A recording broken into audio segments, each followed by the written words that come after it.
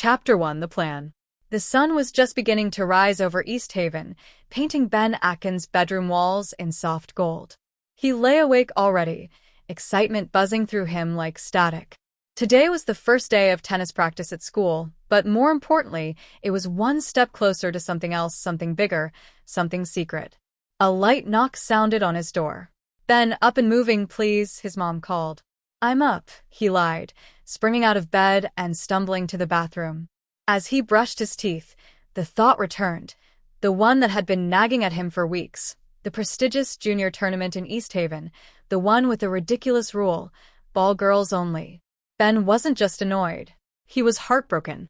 He dreamed of the energy, the courts, the speed, the thrill of being out there, of being part of it. After a rushed breakfast, he met his best friend Katie outside. Her grin was far too mischievous for 8 o'clock in the morning. "So," she said, bumping his shoulder as they walked, "when are we turning you into Beth?" Ben nearly tripped. "I didn't say yes yet." Katie raised an eyebrow. "Ben, you've been complaining about the girls-only rule for months, and you really want to do this." "So," Ben hesitated, then sighed with a helpless smile. "Fine. Maybe. Probably."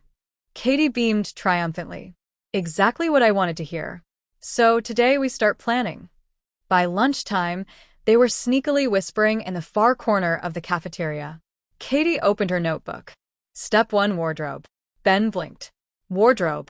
"Ben," she said patiently, "if you're signing up as Beth Atkins, she needs clothes, and not just one outfit. She needs a look." Ben's stomach fluttered with nervous excitement. After school, they slipped into a narrow alleyway behind the old bookstore, where a tiny boutique sat hidden like a treasure chest. Inside, the air smelled of vanilla candles and soft fabric.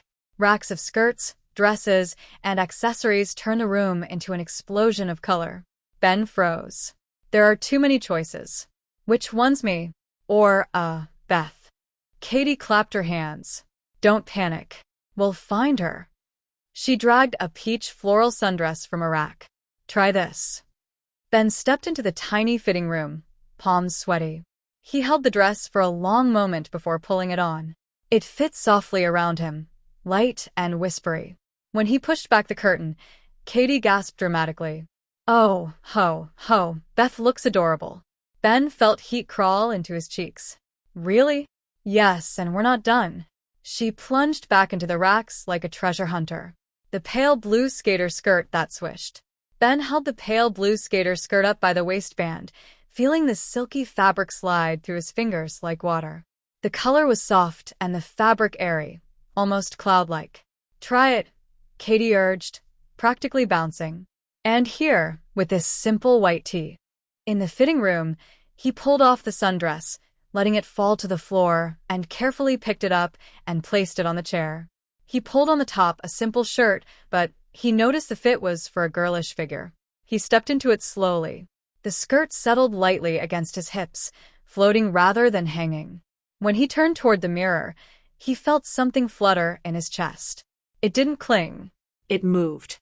When he gave an experimental twist of his hips, the skirt flared out in a perfect circle and then fell back into place with a gentle swish. He laughed, an involuntary, embarrassed sound, and did it again. From outside the curtain, Katie called, "Are you twirling?" "I hear twirling." Ben pushed the curtain aside, cheeks pink. "Shut up." But he was smiling, and the skirt swished with every step, betraying his delight. The mint ribbon dress that hugged his waist. The mint dress looked almost too pretty for him to touch. Soft fabric with a gentle sheen and a ribbon sash meant to tie at the back. Ben stepped into it cautiously, sliding the straps over his shoulders. Then he reached behind to tie the ribbon. The moment the bow tightened, something subtle shifted. The dress drew in just slightly at the waist, giving him a shape, not dramatic, but unmistakably softer, more delicate, more feminine. He turned sideways in the mirror, stunned. It didn't feel like he was wearing a dress. It felt like the dress was transforming him. He smoothed his hands down the fabric, over the gentle line of the waist, over the skirt that draped gracefully to his thighs.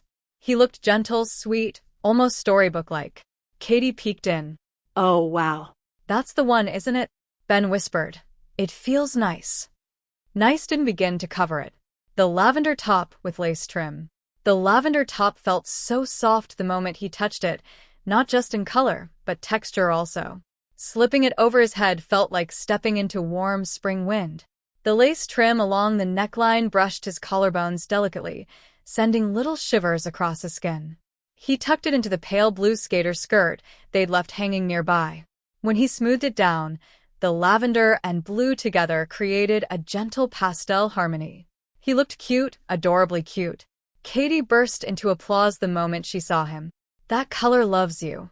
Ben tugged gently at the hem. It feels weird, but good weird. Soft, Katie corrected. You look soft. Ben didn't know whether to blush or grin. He did both. The cardigans that softened his shape. Katie handed him 2 cardigans to try, one cream, one dusty rose. He started with the soft cream cardigan.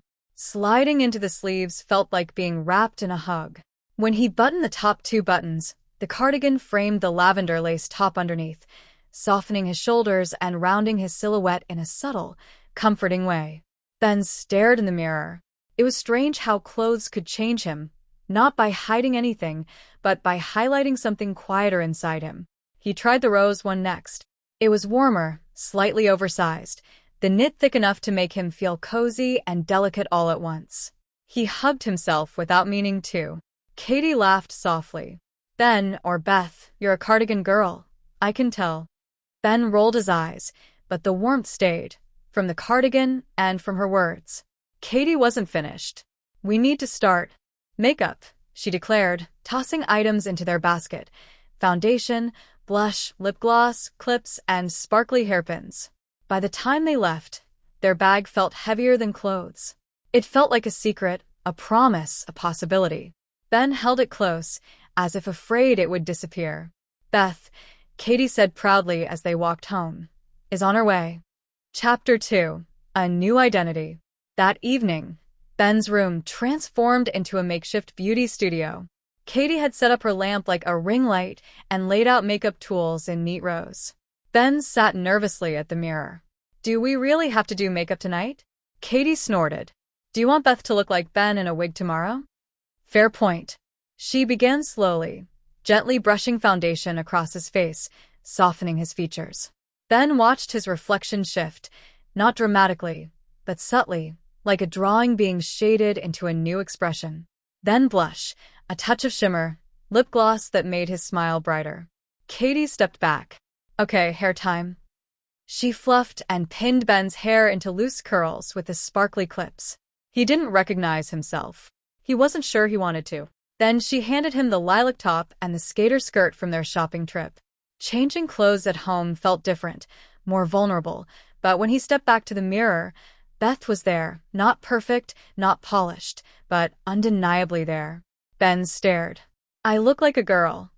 You look like Beth, Katie corrected softly. Ben's heart stuttered in his chest. He touched his cheek, his glossed lips, the curls brushing his neck. I think I like her.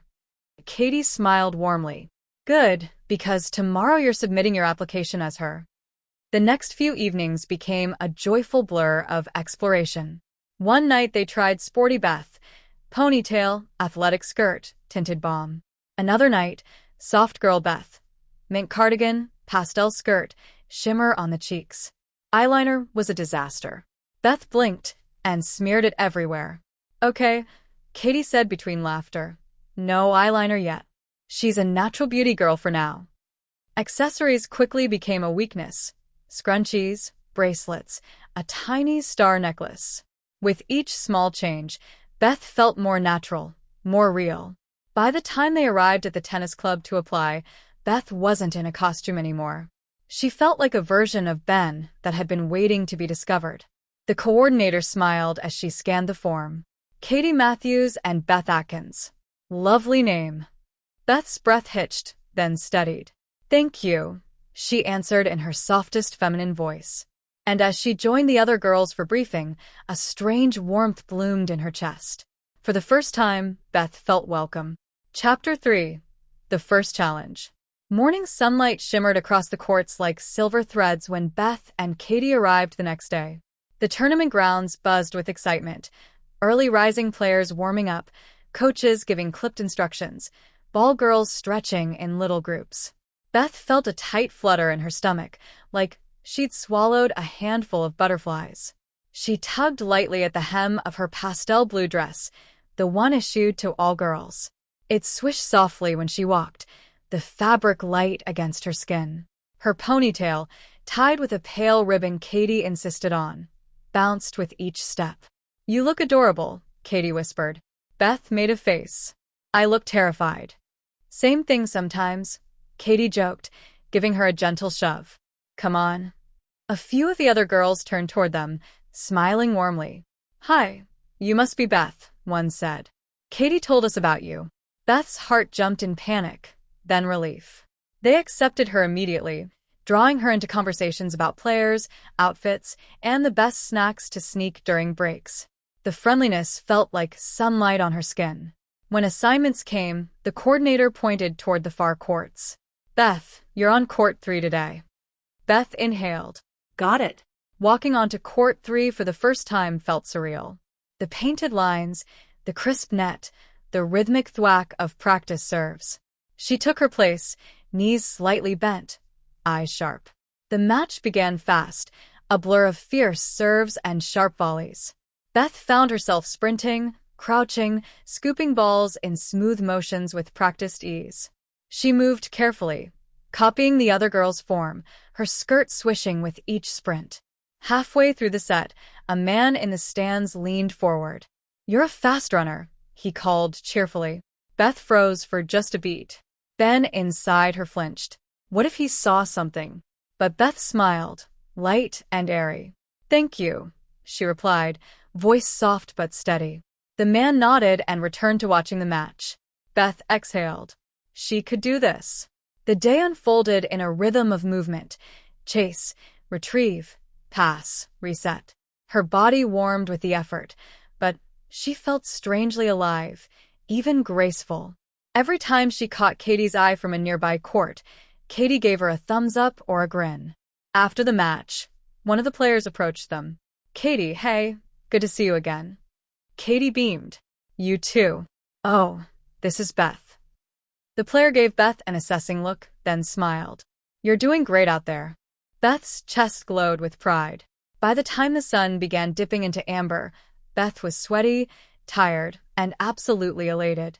On the walk home, Katie linked their arms together, like always. "So," she asked. Beth couldn't hide her grin. "I loved it. Every second." Katie squeezed her arm. "Welcome to the team, Beth." And for the first time, the name felt more than pretend. It felt like a piece of her. Chapter 4: Unveiling New Challenges. The next morning brought sharper sunlight, louder crowds, and deeper nerves. Beth tightened the ribbon on her ponytail as they stepped onto the grounds. The tournament was gaining momentum. The best players, more spectators, more attention. Today, Katie warned teasingly, "You'll probably get more eyes on you." Coaches, scouts, basically everyone. Beth swallowed. No pressure. But as they joined the other ball girls, Beth felt the same warm welcome. Cheerful waves, quick chats, compliments about her outfit.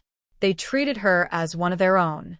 The matches today were more intense, especially the ones assigned to the main courts.